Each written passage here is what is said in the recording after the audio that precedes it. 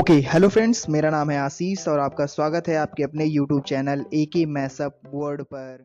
सो guys, video का title है LOC agreement तोड़ेंगे sir Jaishankar, strike on Pakistan, भाड़ में जाए यूएनएससी। तो भाई साहब मामला बढ़ गया। आज बयान दिया, मतलब शायद कोई बयान आया या क्या हुआ है, मतलब एलओसी का जो एग्रीमेंट कोई हुआ है वो भी भारत तोड़ेगा, जयशंकर साहब बोल रहे हैं। हाँ। और दूसरी बात, स्ट्राइक भी करेंगे और भाड़ में जाए यूएनएससी, ये भी बोला है भाई। तो पहले सीन क्या हुआ, एकदम से इतना गुस्से में हुए। तो कौन करते हैं रिडवान एंड दोस्तों, भारत और पाकिस्तान बॉर्डर पर वह भी लिपा वैली एरिया में पिछले कुछ घंटों से लगातार जबरदस्त फायरिंग दोनों तरफ से हो रही है। पाकिस्तान इस समय चारों तरफ से काफी ज्यादा कंफ्यूज दिखाई दे रहा है। एक तरफ बॉर्डर पर फायरिंग दोनों तरफ से चल रही है, दूसरी तरफ भारत ने अरेबियन सी में अपना आईएनएस विक्रांत लगा रखा है। भले ही उसे लोग वॉर एक्सरसाइज के नाम पर नॉर्मल ड्रिल बता रहे हो, लेकिन ये पाकिस्तान को काफी ज्यादा टेंशन दे रहा है। इन्हीं सब के बीच में पाकिस्तान ने हाई अलर्ट अपने एरिया में जारी किया है, क्योंकि भारत की तरफ से काफी ज्यादा पानी इस समय झेलम नदी में छोड़ा गया, जिस वजह से पाकिस्तान के एरिया में बाढ़ आने की संभावना बढ़ गई है। लेकिन जहां भारत की तरफ से झेलम नदी में पानी ज्यादा छोड़ा गया, तो वहीं दूसरी तरफ चेनाब नदी का पानी रोका गया है, जिस वजह से उस एरिया में सूखा आया हुआ है। अब यहाँ पर ये समझने वाली बात है कि भारत ये सब क्यों कर रहा है। दरअसल ये सब एक कंफ्यूजन क्रिएट करने के लिए है। पाकिस्तान को समझ नहीं आ रहा कि भारत किस मोर्चे से उनके ऊपर हमला करेगा। एक तरफ पाकिस्तान का ध्यान अरेबियन सी की तरफ है, आईएनएस विक्रांत पर, तो दूसरी तरफ पाकिस्तान आर्मी झेलम नदी का जो पानी छोड़ा गया है उसकी वजह से उनकी मूवमेंट स्लो हुई है। साथ ही कोई पानी की वजह से डिजास्टर उस एरिया में ना आए, इसलिए सेना को इमरजेंसी सिचुएशन के लिए तैयार रखा गया है। एलओसी पार ऑलरेडी हैवी फायरिंग चल रही है। अब आप सोच सकते हैं कि इस समय पाकिस्तान के ऊपर कितना ज्यादा प्रेशर क्रिएट हो रहा है, और यही कारण है कि पाकिस्तान पैनिक में उलूल जुलूल बयानबाजी कर रहा है।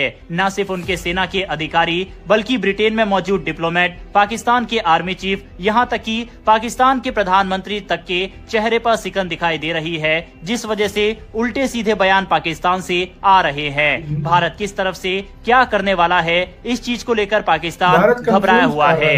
इन्हीं सब के बीच में खबर आ रही है कि भारत इंडस वाटर ट्रीटी के सस्पेंड होने के बाद और शिमला समझौता के रद्द होने के बाद अब भारत एलओसी एग्रीमेंट को भी तोड़ सकता है। दरअसल भारत और पाकिस्तान के बीच जब युद्ध हुए थे तो उस दौरान एलओसी यानी लाइन ऑफ कंट्रोल पर सीज फायर एग्रीमेंट हुआ था। इस एग्रीमेंट के तहत दोनों सेना जहां पर है वहीं पर रहेगी। इसके बाद गिलगिट बाल्टिस्तान पीओके ये साइड पाकिस्तान के पास रही। अब अगर भारत ये एग्रीमेंट तोड़ देता है तो भारत जिस एरिया को अपना मानता है, यानी कि पीओके से लेकर गिलगिट बाल्टिस्तान, ये सब भारत का होगा। सरकार गंभीरता से विचार कर रही है कि एलओसी पर हुआ सीज फायर एग्रीमेंट खत्म कर दिया जाए। 2003 में एलओसी पर एक सीज फायर समझौता हुआ था। इसका मकसद था कि दोनों देश सीमा पर फायरिंग नहीं करेंगे और शांति बनाए रखेंगे। फिर 2021 में इस एग्रीमेंट को दोबारा से रिन्यू किया गया था। लेकिन अब सवाल ये उठता है कि जब पाकिस्तान लगातार उकसावे वाली हरकतें कर रहा है, फिर चाहे वो आतंकवाद को बढ़ावा देना हो या एलओसी पर फायरिंग करना, तो इस एग्रीमेंट का क्या मतलब रह जाता है।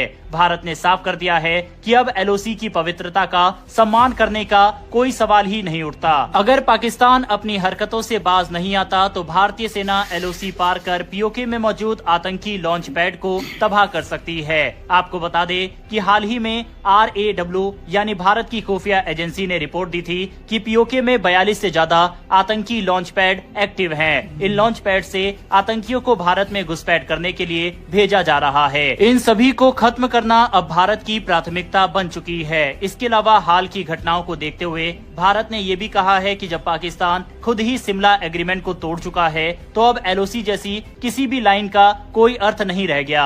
शिमला एग्रीमेंट के तहत 1971 युद्ध के बाद दोनों देशों ने वादा किया था कि एलओसी का सम्मान करेंगे और किसी भी तरह की छेड़छाड़ नहीं करेंगे, लेकिन पाकिस्तान ने बार बार इसका उल्लंघन किया है। अब भारत का रुख साफ है, ना कोई एलओसी ना कोई सीज फायर। अगर जरूरत पड़ी तो भारतीय सेना एलओसी पार करेगी और पीओके में बैठे आतंकवादियों के अड्डों को पूरी तरह से निस्तेनाबूद करेगी। अगर ऐसा होता है तो ये भारत के इतिहास में एक बड़ा फैसला माना जाएगा और ये सिर्फ एक जवाबी कार्रवाई नहीं होगी बल्कि एक नई रणनीति की शुरुआत होगी, जहां भारत अपने खिलाफ किसी भी हमले को चुपचाप नहीं सहेगा बल्कि उसका मुंहतोड़ जवाब देगा। दोस्तों, आने वाले दिनों में इस पर और भी बड़े ऐलान हो सकते हैं। अभी जो संकेत मिल रहे हैं उससे यही लगता है कि भारत अब डिफेंसिव नहीं बल्कि ऑफेंसिव मोड में आ चुका है, और ये केवल आतंकियों के लिए नहीं बल्कि उनको समर्थन देने वालों के लिए भी एक सख्त चेतावनी है। भारत के द्वारा इस तरह के एक्शन इसलिए लिए जा रहे हैं कि पाकिस्तान की सरकार और भी पैनिक में आए और कोई ऐसी गलती कर दे भारत पर हमला करने की जिसके बाद भारत उसे वॉर डिक्लेयर कर दे और अपनी पूरी स्ट्राइक के साथ पाकिस्तान पर भारत हमला बोले। अगर भारत सरकार के द्वारा इस सीज फायर एग्रीमेंट और LOC एग्रीमेंट को रद्द कर दिया जाता है तो ये काफी एग्रेसिव मूव माना जाएगा और इसके बाद पाकिस्तान 100% पैनिक में कोई गलती करेगा। भारत सरकार ने इस समय पाकिस्तान को चारों तरफ से घेर लिया है, लेकिन इसी बीच भारत ने अपने देश के अंदर भी बड़ी मुहिम चला रखी है।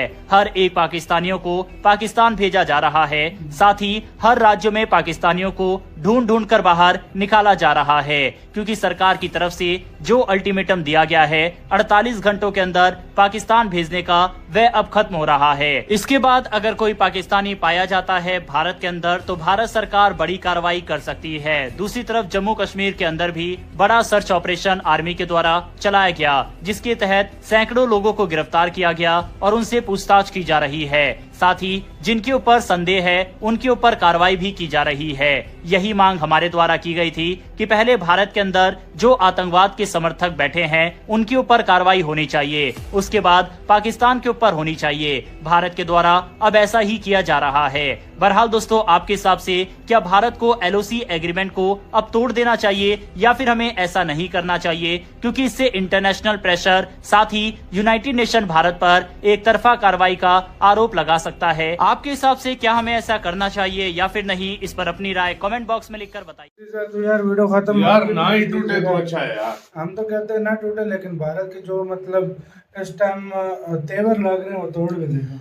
अभी 2-3 खबरें आ रही हैं जो पाकिस्तानी मीडिया में बहुत ज्यादा अभी फैल रही हैं। एक खबर तो ये है कि ईरान ने कहते हैं मोदी जी से भी बात की है, PM से भी बात की है कि मतलब आप आपस में जो है ना ये जो टेंशन है इसको खत्म करो मतलब।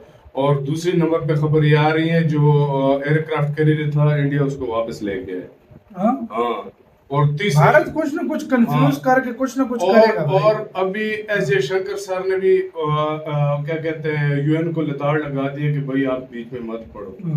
और चौथी बात ये है कि इंडिया ने किसी जगह पे पानी रोक रहा है किसी को भेज रहा है। भारत कंफ्यूज कर रहा है इस टाइम। सही बात है, टोटली पाकिस्तान को समझ ही नहीं आ रही है वो क्या बात करूं, ये माइंड गेम्स कर रहा है। माइंड गेम होती है पाकिस्तान के साथ माइंड गेम करके कितना बर्दाश्त करता है किस हिसाब से। कुछ न कुछ भारत ऐसा करेगा, ऐसे टाइम पे करेगा ना जब किसी को उम्मीद भी नहीं होगी उस चीज की।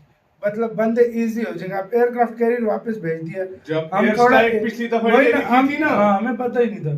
पाकिस्तान इसी तरह रिलैक्स हो गया था, लेकिन अभी तो हम एक्टिव बैठे हैं ना।